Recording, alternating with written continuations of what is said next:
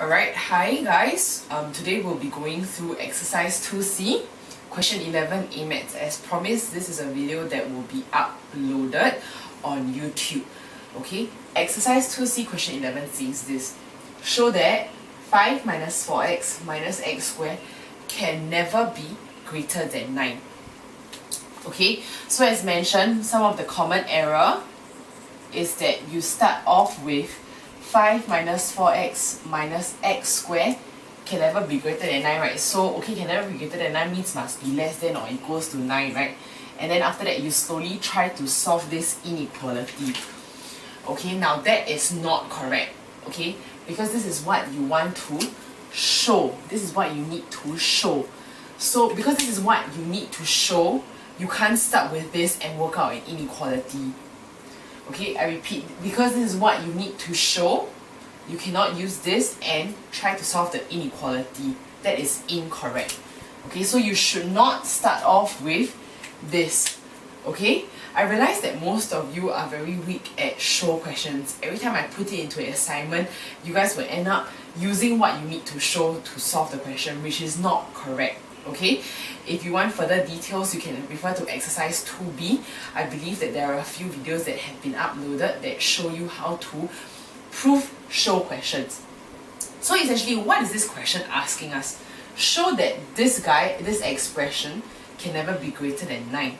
So if something cannot be greater than 9, it means that the maximum value of that expression or that something must be 9, right? So essentially what this question is asking us, okay, so if I were to rephrase, okay, this question, it is to show that the maximum value of 5 minus 4x minus x squared is 9. Okay, that's another way of looking at the question. And how do we go about doing this? I believe that I have already mentioned in class. We will be using completing the square, CTS, completing the square. Okay, so without further ado, let's go into completing the square. Okay, so we are given 5 minus 4x minus x squared. Okay, now to complete the square, what I need to do is to make the coefficient of x squared 1, and I do that by factorizing out -1. So let's do that. Okay, so negative, I have x squared plus 4x minus plus 5. Is it plus 5? No, it should be minus 5. Okay, it should be minus 5. Okay, so let's start completing the square. Okay, so to complete the square, I will have to add a half of the coefficient of x squared. So that's 4 over 2 squared minus half of the coefficient of x divided by 2, half of the coefficient of x squared. Whatever I plus, I need to minus. Then a lot of you always forget your last term and constant term, so you need to add that in as well. Okay, so let's evaluate. Okay, the three terms that make up your square is this guy, and this guy, correct? Oops, sorry. Okay. And so what you need to do is to simply add them together into the square. So you get x plus 4 over 2 squared. So you add in whatever that is inside your square bracket here.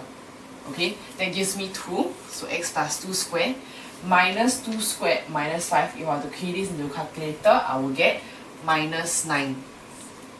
Okay, but I'm not done because I still have to distribute this negative sign into the two terms. So that will give me minus x plus 2 squared plus 9.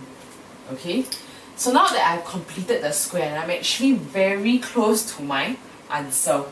So the maximum value of this expression, okay, I can easily read off from my expression here. Okay, the maximum value of this expression is actually 9, which is this number. Okay, is 9, which is number. Why? Because the maximum value of negative anything squared, which is this particular term here, okay, is actually 0. Okay, I repeat, the maximum value for negative anything squared is 0. Why? Because the minimum value, okay, for something squared is 0, right? So the maximum value for negative anything squared must be 0. Okay? So because this maximum value is 0, therefore maximum value of negative x plus 2 squared plus 9 is equals to 0 plus 9, which gives me 9. Okay, remember, maximum value occurs when whatever that's inside the squared bracket is 0. Okay, so therefore maximum value of this guy is 0 plus 9, which gives me 9. Okay, so I've successfully shown that the maximum value of this expression here is 9. Okay, so try and digest what you have learned, especially at this part. How do we know what the maximum minimum value is? We can do it by identifying this number, this number over here. Okay? Okay, so I hope that you have a good time revising, and thank you.